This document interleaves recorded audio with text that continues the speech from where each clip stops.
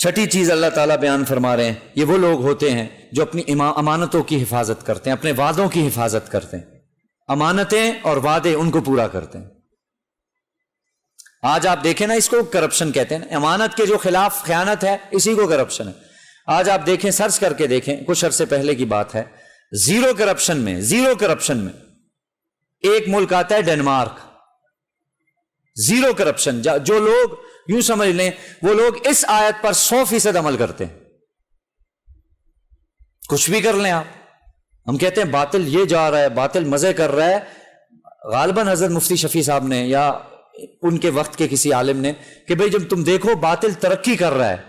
اور اسلام تنزلی کا شکار ہے، تو یاد رکھو کہ تم غور کرو تو تم سمجھ جاؤ گے کہ باطل نے وہ باتیں اختیار کر لی ہیں جو اسلام کی تھیں، اور اسلام نے وہ باتیں اختیار کر لی ہیں جو باطل کی تھیں، یعنی جو بری بات، جو ان کی بری خصلتیں۔ ایسا ہی ہو رہا ہے،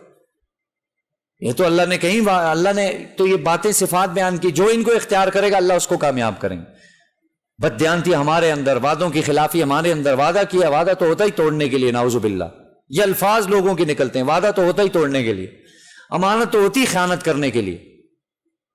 جس کا جہاں داؤ لگ رہا ہے وہ وہاں سے کرپشن کر رہا ہے، تو پھر یہی ہوگا۔